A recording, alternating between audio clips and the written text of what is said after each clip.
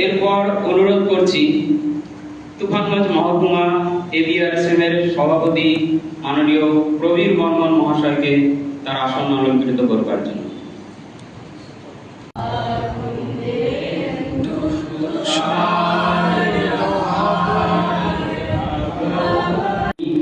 আরো কিছু জায়গায় পৌঁছতে পারেন এবং আমরা আপনার সাথী হয়ে উঠতে পারি আপনার চলার পথে।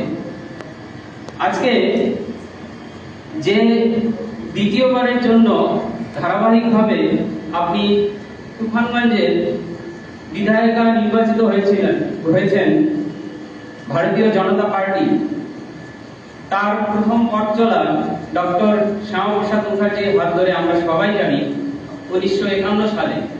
আজকে যাদের সাহায্য ছাড়া একদমই সেটা গঠন হতো না, যেটা আধুনিক রূপ পেয়েছে ভারতীয় জনতা পার্টি হিসাবে, তো ডক্টর শ্যামাপ্রসাদ মুখার্জির সঙ্গে আমাদের মনে পড়ছে তার অন্যতম সহযোগী প্রফেসর বলরাজ মোদক এবং পণ্ডিত দীনদয়াল উপাধ্যায় মহাশয়কে, যাদের কৃতিত্বকে আমরা কোনোভাবেই অস্বীকার করতে পারি না এবং যাদের এই অনুপ্রেরণা ছাড়া আজকে এই দিনটিতে দেখা আমাদের পক্ষে সম্ভব ছিল না।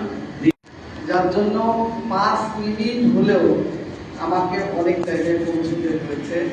তার জন্য আপনাদের এখানে এসে পৌঁছতে আমার একটু দেরি হয়ে গেল, জন্য আমি দুঃখিত। তবুও আপনারা যে সংখ্যা আছেন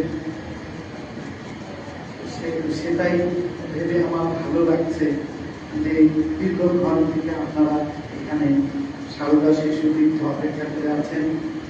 আমার ডান দিকে আছেন যে কোচবিহার জেলার এবিআরএসএম সংগঠনের সহসভাপতি এবং তুফানগঞ্জ মহকুমার সভাপতি প্রবীর বর্মন, এবং আমি ওনাকে ঠাকুরদা বলেই চিনি। আর যিনি এই স্কুলের সভাপতি ভানুদা, এবং আপনারা এই সংগঠনের সঙ্গে যারা যুক্ত সবাইকে আমি অনেক অনেক অভিনন্দন জানাচ্ছি। যে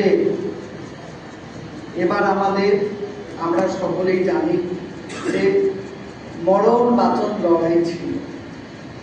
এবার যদি আমরা 21-এ অনেক চেষ্টা করেছি, কিন্তু আমাদের নির্দিষ্ট সংখ্যায় আমরা পৌঁছতে পারিনি, যে জন্য 2026-এর নির্বাচন ছিল।